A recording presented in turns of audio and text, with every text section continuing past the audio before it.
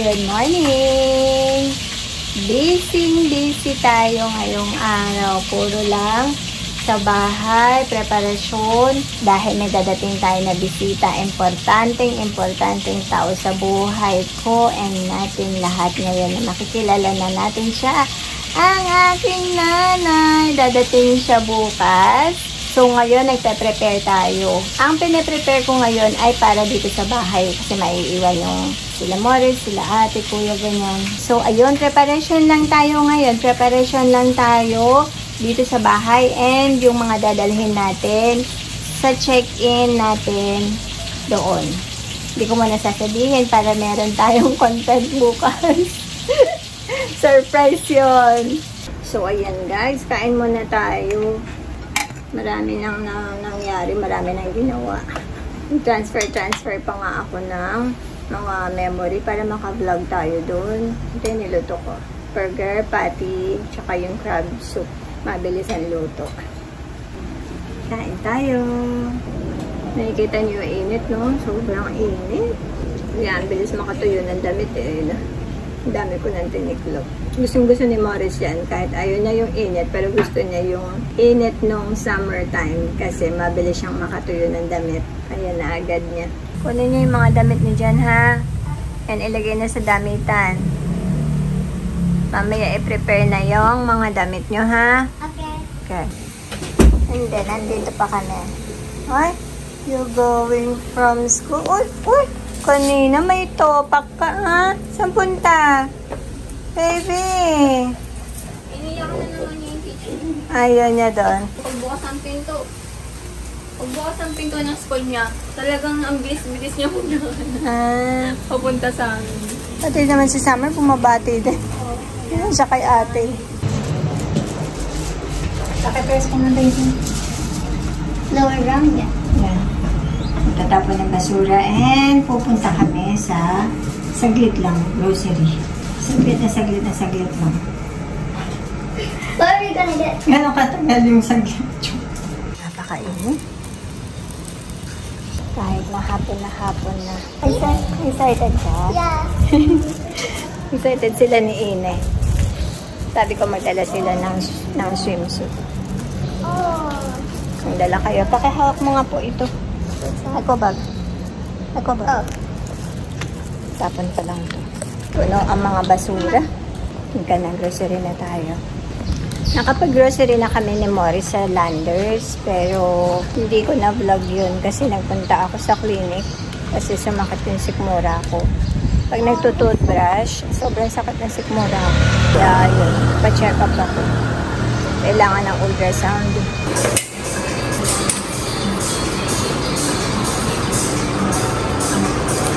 Ayan, konti lang naman yung bibili natin para sa bahay. Saka yung konting kailangan ko lang nadalhin. Kasi doon naman tayo mamimili na eh. Mga delata lang para madali maluto nila ate. Ayan. Ayan na ang cart natin. Ito lang tayo ng samayin yung mura lang. Ang breakfast.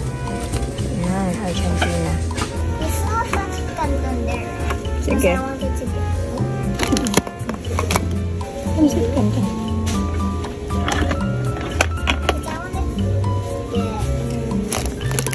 Hindi na magaganda yung gulay. Uwi na tayo. Hindi kami sa Landers na Miller. Robinson lang. Bag lang yung Robinson. Ay, yung Landers. So, ayun lang. Ito lang yung napamili natin. Tapos, tabuksan na yung plain. Nakain na namin. Ito, mga request ni Ate Shannon. Dahil nga, sila ang maiiwan. Ayan. Eggnog, breadsticks, mga pangkaipiyon. May mga pagkain naman sila dito, dinagdagan ko na lang para mga madalian nilang lutuin. Kasi nga namili kami sa Landers nung nakaraang araw. Yun nga sinasabi ko kanina na hindi ako nakapag-film ng time na yun. Madali kami, nagpunta kami sa Landers kasi sumakit yung dito ko. Yung pag nagtututbrush ako, 2 days kong na-notice yun. Akala ko pag nagbe-bend lang akong ganun. Pero hindi. kada magtututbrush ako, ang sakit-sakit ng dito ko. So, yun, nag-decide ako na magpa-check up. Kasi nga, susundo nga tayo kay nanay. Ayoko naman na nandito si nanay tapos may sakit ako. Ang kaso, yung laboratory dito sa High Precision, kaninang umaga, pinuntahan ko. Full na sila, sobrang daming tao pala doon. So, ayun, continue tayo dito sa ano. Ang dami ko talagang kwento, no? Eto, yan, mga corned beef. May mga itlog na dito, may mga meats na. Yun nga lang, ang hirap pumili ng Nathaniel siopaw. Gusto namin yun yung asado. Yung bola-bola kasi medyo hindi namin gusto. Sa SM lang nakakabili nun, SM Hypermarket and Landers. Wala sila pareho. Ayan. Tapos, ay ito, ang tabis na pala. Sinana ni Morris. Hopya na ang ube. Ito dadalhin ko kasi ito ang advice sa akin ng doktor. Sabi niya, ang rare ng sakit mo ha. Sabi niya, ganun sa ano ko. Gastroenterologist ba tawag doon? Ilalagay ko na lang dito kung mali ako. Basta sa gastro na doctor sa Medical City, yun pinuntahan ko. So, ito muna yung advice niya, Happy Kitty Toothpaste. Alam niyo ba guys, meron lang akong konting ano. Di ba si Pia nagkaroon, may video ako na nagkaroon si Pia ng marami siyang ngipin, no? Na inaayos ng doctor. Sa Medical City din yan na ano, pediatrics dentist, ganyan. Ang advice niya na kuhanin na toothpaste yung merong 1,000 to 1,500 ppm na nakalagay sa ingredients niya. Kaya hindi daw kailangan ng mamahalin. Ang kailangan yung ingredients yung tingnan. Etong Happy 1,000 lang siya, no? Pia, no? 1,000 ppm. Okay na yun. Ano, ayan, ang dami namin tiklopin. Nabanggit ko na pala kanina, no? Ang dami namin tiklopin, ang dami namin labahin. Pero natapos na. Magluluto na ako ng nilaga. Si Kuya Sai. Kasama namin si Kuya Sai na mag-check-in. Kaso masama yung pakiramdam. Kakatinola ko lang eh. Na isang araw. Ngayon naman nilaga naman. Beef na ano yung square. Tapos dinagdagan ko lang ng pork chop. Hindi nga ako makapagkape eh. Ito yung kape ko pa kanina pang umaga. Kasi nga pinagbawalan ako magkape. Hirap magkasakit. Lalo na nanay tayo, nag-aasikaso tayo, sa lahat, sa pamilya, hindi tayo pwede magkasakit. Pero, hindi maiiwasan. Akala natin, inaalagaan natin yung sarili natin, no? Pero hindi talaga sapat. Napakahirap maging healthy. Ano ba kasi yun?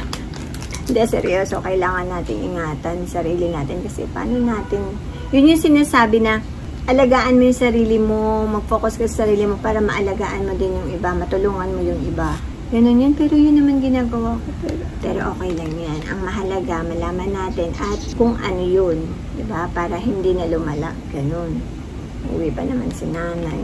Hindi ko nga ito sinasabi sa kanila eh. Mapapanood naman nila to. Nakauwi na si nanay. Hindi ko din sinasabi sa ate ko na may sakit ako. Sabi ko lang busy-busy. Ayoko mag-alala sila. And hindi naman malala. So, kain tayo ng ube. Ayan. Yan yung mga bawal. Tulog si ate at saka si Kiyon kasi pumasok sa school si Kiyon sa San Juan pa. Nagluto na ako ng maaga ng hapunan para mag-i-empake na lang kami mamaya. Na ano na? Na-ready niya na yung mga gamit niyo? Na i-double check mamaya yung nasa checklist niyo, ha? Okay. Kasi para wala tayo pong makakalimutan. Yeah? Yeah. Excited kayo? Yeah. Ano ma-feel niyo mamit niyo si Nanay Aida? I don't know, excited or either nervous. Ba't na-feel nervous ka? I don't know. I feel nervous whenever I meet new people. Ba't naman na-nervous? I don't know. I feel nervous whenever I meet new people. Like, it's not that they're scary. I'm just, I don't know, anxious. I don't know. Yeah, that's normal reaction naman. Pero ano yung gusto mo itanong kay Nanay Aida? Ba't ngayon na siya umuwi? Ba't ngayon na siya umuwi? It's so sudden. Oh, and it's sudden, no? Yeah. Hindi, ano kasi yung uwi ni Nanay, dapat na nakaraan pa, kaya lang may mga nabago na sa airport na hindi niya alam. So, inayos pa nila yun. Yung mga rules doon na ngayon ay electronic na, mga ganun. So, kaya medyo na-delay siya. Pero dapat, mga first week pa ng May siya umuwi. Oh. Yeah. So, Ay, ikaw ate, ano naman nararamdaman mo? Si Ina, na-meet na si Nanay Aida kasi si Nanay ay dumating 2015. Yun yung last visit niya dito sa Pilipinas. 2025 na tayo ngayon. So, 10 years ago na ang nakakaraan kasi diba may pandemic, kung ano-ano nangyari. Siyempre, meron din siyang buhay doon, sila ng asawa niya. Kaya, maraming nangyaring ganun. So, saka hindi na bata si Nanay, silang mag-asawa. So, hindi na ganun kadali para mag-travel back and forth sa kanya katulad ng dating pagta-travel niya. Uwi lang anytime, malakas pa kasi siya. So, na-meet ni Ina si Nanay Aida. Ano ka pa lang nun? 2 years old na higit lang si Ina. And si Pia ay halos months lang siya. Like, 4 months lang siya. So, ayun. Kaya, parang first meeting nila ng mga bata ito na mamimit talaga si Nanay, makakausap. So, 10 na si Pia ngayon, 10 years ago na nung last na umuwi si Nanay, and ngayon lang ulit kami magkikita-kita. Nagkikita naman kami dahil sa video call. Pero yung personal na mayayakap mo siya, makakausap ng personal, syempre, iba yun. Tsaka iba yung amoy ng nanay, no? Iba talaga, no? Yung amoy ng mama. Yeah. What is that? It's like, I don't know. Sometimes you smell like baby. Ganon din kami kay Nanay Aida. Nang bata kami, pag umuwi siya, yung unan niya, dahil nga, weekly pinapalitan namin yung mga punda, pati yung pinakaloob na punda. Ay, tinatago namin yun ng ate ko para hindi namin yun mapapalitan. Kasi gusto, pag umuwi na si Nanay sa Japan noon, at nagbakasyon dito, pag umuwi na siya sa Japan, syempre maiiwan kami sa mga tita namin. Tinatakas namin yun para nandun pa din yung amoy ni Nanay. Ganun namin siya.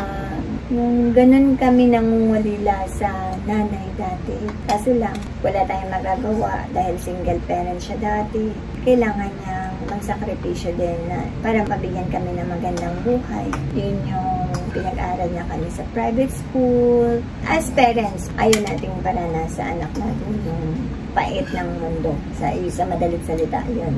So, how do you feel na feel mo ngayon uwi si Nanay? I'm excited to meet her because when you said I met her before, I don't remember meeting her. I was like 2. That's 2015. Parang ngayon mo lang din siya ma-meet na. At maano na makaita ng personal na. Yeah. Kasi kami ng ate ko, wala kaming nakalakihan na lola. Wala kaming yung katulad ng ibang family na We have a full family. oo, merong mga pamilya, may mga pinsan na madami, may mga tita na madami, may mga lola, lolo, yung mga ganon. Wala kami noon, kaming magkapatid. Si kuya ko kasi lumaki siya sa lola, sa father side. So, laki siya sa lola. Same din naman sa mga anak ko. May mga lola sila yan sa Mandaluyong, sa father side nila. And yung nanay ko, yung lola nila ay nasa Japan. Buti na lang ngayon, mamimit nila si Nanay. Excited, nakaka-excite din na yun ako. Yeah. Sige, ayusin nyo na yung gamit nyo, ha? Maligo. Ikaw, Pia, ang aga mo nagising, ha? Baby, ha? Ang aga tayong gigising bukas. Maligo na. Naligo ka na, diba? Yeah. O, ina, ha? Tapos, check ko yung bag nyo kung tama yung mga napak ko, ha? Sila talaga ang nagpapak. Sa gamit nila, sila yan. Hinahayaan ko sila matuto. Matagal na sila nagbibigay sa sarili nila. Sila pumipili ng gamit nila. Sila, alam nila kung anong bag yung gagamitin nila, diba? Independent yan, dalawa na yan. May tatanong na lang sila or i-check ko pa din naman sila kung kumpleto, kung tama yung mga dala nila, ganun. Ay, sige na. Ayan, nag-aayos na rin si Kuya Sai. Oh, kasama kuya. Kasama si Kuya. Parang ayaw mo. Parang ayaw mo ata ko. Oh, I have a milk mustache. That's okay. May papakita nga pala lang ako sa inyo, guys. Ito. Kaka-Mother's Day lang, di ba? Nakandito pa sila. Ito ay gawa ni Pia. You made this, di ba? Happy Mother's Day. Siyempre, hindi na natin pakikita yung message. Nakagalo sila. So, ayan lang. Yung lang design, papakita natin sa kanila na kung paano kayo naging creative. That design, I didn't use any inspo. I just did it because I know how to write in cursive. because that's my handwriting that I mostly do. And I tried to color it with all pink, and I put butterflies. That's the message. The message. Ay, gana, ano na lang. That's I put in the front page. I put butterflies and bows because you said that bows are like butterflies and Yes. butterflies are like bows. Yes, diba? Totoo naman. Yeah. Oh. You know what? Yeah. And yun din yung sign para sa akin na infinity. Kasi ang, 'di ba, ang bow is like infinity. So with the butterfly. So ayan, thank you, baby. Sobrang nakakatuwa talaga pagka mga ganito. Sobrang gusto ko eh. Dati kasi ganito din ako, mahilig din ako mag-create ng ganito. Maarte din ako sa ano ba kasing tawag dito? Design na yan. Ako, project ni Ate Shannon noon. Siya palang ang anak kong babae noon. Ang bongga ng mga project niya. Hindi talaga nasusoli yun. Nate?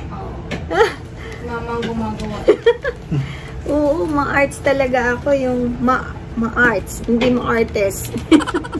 Natutunan ko yun sa tita ko sa Tondo. Ganon siyang mag-make ng project namin dati. Hanggang sa natuto na ako. Tawag dito, yung nakaraang vlog mo, sabi mo, junior high up. Ay naku, ang dami ko talagang mali. Dito nga din kanina, iko-correct ko na lang. Imbes sa Medical City, ang sabi ko, Landers eh. Iko-correct ko na lang. Hindi ko na notice yun, yung sinabi ko na junior high. Eto naman, yung kay Ate Shannon. Ay, kay, Ate In. Sign of aging. Ang dami ko kasing ginagawa, kaya halo-halo na. Oh, so eto naman, ayan. From Shaina to Joanna Mama. I made that in the morning because I thought you were gonna go home that time. So, ito yung sinasabi ni Ate Ina na nilagay niya yung heart na yellow dahil favorite color ko ang yellow. So, ayan ba ito? Open. Ito. Nagagandahan din ako. Ano ba nakalagay? Happy Mother's Day. Ang ganda Those din. hearts, they fold, but like they got flattened. Gusto ko din yan.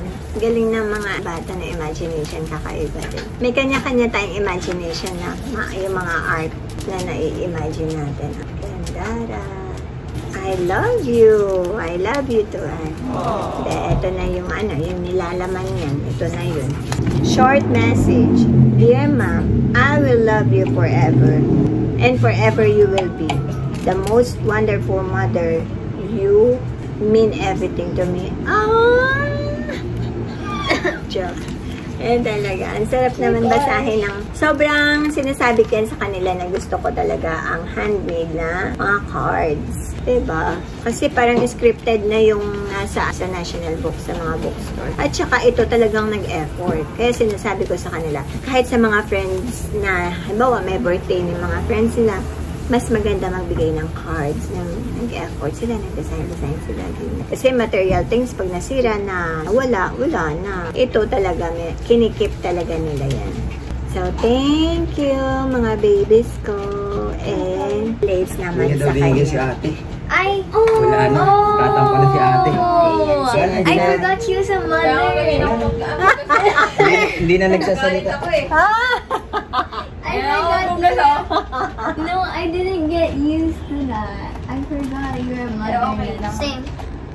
Tinulungan ko pa nga sila gumawa niyan eh. I mean, nandoon ako nung Gumawa sila. Yan kasi nung naka-check-in pa kami ni Morris ng Mother's Day. Diba nagpaalam ako na nanggaling kami sa Landers na. Yeah, yun yung time na yun. Ready ka na ba, Pia? Halika na. Mama, Ina wanted to go first. Ang kalat ng bahay namin na puro damit kasi pinagpipilian. Pero eto mga tiklopin to. This nanay, I don't know how to swim. Ay, nag-swimming yun. Ayan. I was not expecting that. But Mama did mention before that she was strong. swim, so like I thought that it's either. Yeah, same. Oh, I didn't. Naririnig nila kayo, hindi ako marunong mag-swimming. Ito yung kay Pia. From dito na bag niya. So, ayan. Finally, nagamit niya yung stock up lang niya na bag na hindi nagamit sa school. Ayan, gusto niyang gamitin. Ayan naman si Ate Ina. Panibagong pack na naman niya, ate, no? Yeah. Panibagong ayos, no? I'm trying to fit it all in. Dali mo yung buong cabinet mo. Ano? Ano yung sinisiksik mo dyan? Oh no. Ayusin mo. Chinek point ko tong... Tingnan mo. Chinek ko tong bag ni Tia. Ang dala. Puro pajama. Meron pa siyang long socks na nalalaman. Sabi ko, saan ka pupunta? Sa school ka ba pupunta? Walang pang alis. Eh, ito, 3 set na pajama niya na to eh. It's like we're moving or flying to a new country, even if we're only staying for a few days. Para daw kasi ibang bansa pupunta. Check-in lang naman kami pupunta. Ugasan ko muna ito. Konting linis. And doon sa may kusina. Doon sa sala ng konti. Nagpapak pa din si Kuya Sai. Ako din may konti pa eh. Yung mga bata pinatulog ko na. Maghuhugas lang ako ng pinggan dito. Kasi may samahan ako. Hindi na ako masyado nag-film kanina habang busy para makatapos tayo ng mabilis. Ay, kape mo ba to, Cyrus? Ang sarap naman ang kape mo.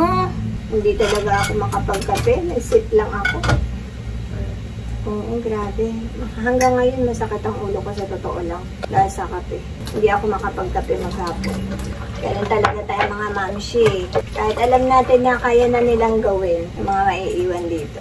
Gusto pa rin natin bago tayo umalis, no? Malinis yung bahay, okay sila dito, makakaluto sila, makakakain sila, no? Yun ang ginawa ko ngayon eh. Minarinate ko yung mga chicken fillet, tapos hinati ko yung ground beef para kung gusto lang nila na mga easy cooking lang yung ginawa ko. Yun nga, yung grocery kanina, inano ko na may din ako ng konting delata. Yung mga tuna, marami naman dito. Yung mga binili ko kanina, yun mga wala na yun. Yung mga maling, katulad ng gano'n, ng corned beef.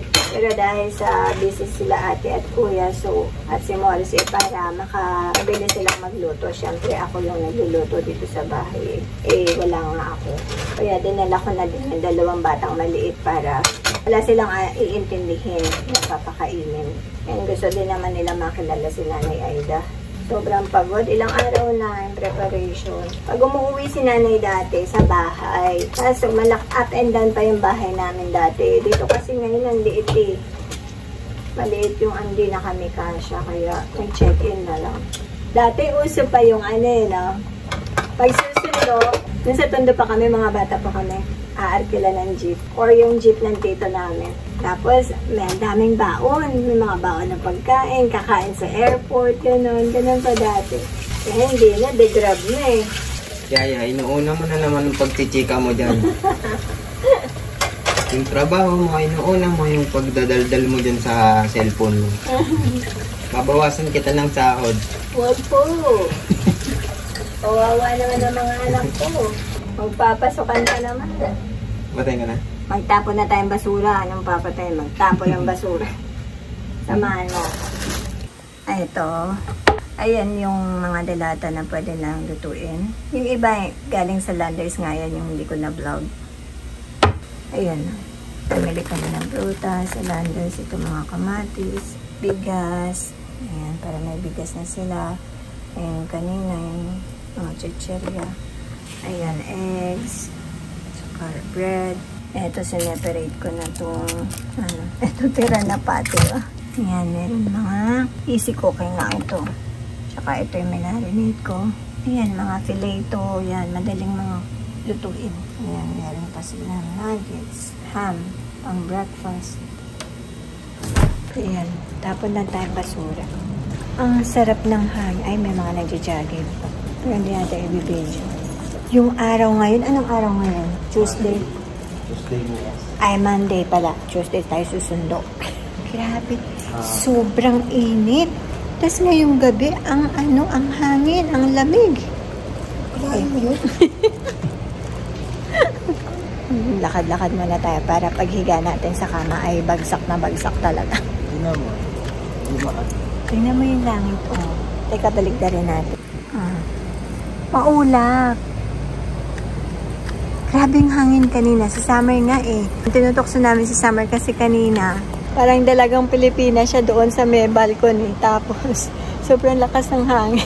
Nung humahangin, amoy amoy parang sa dagat na simoy, ganun. Medyo umambon no, Cyrus, no? Ganyan ang view sa gabi sa amin, oh. Parang maliwanag yung langit dito sa camera. Ayun, dilim-dilim naman. Yan. Natapos na naman ang ating gabi. Ay, umakit eh. Hindi natin nakabutan yung pindot. Naunahan tayo. Bukas sa iba tayo. At least, diba, sa iba tayo. Guys, iba yung makikita nyo bukas. So, sana marami tayong mag-vlog doon. Sana pagbutihin yung gano'n. Ay, bumaba na naman sa lower ground. Ano ba naman yan? Diba, may bumaba. Baka galing sa taas yung bumaba. Malamang. Sige na, guys. Bye-bye. Bye-bye. Good night. Kita Bye. tayo bukas.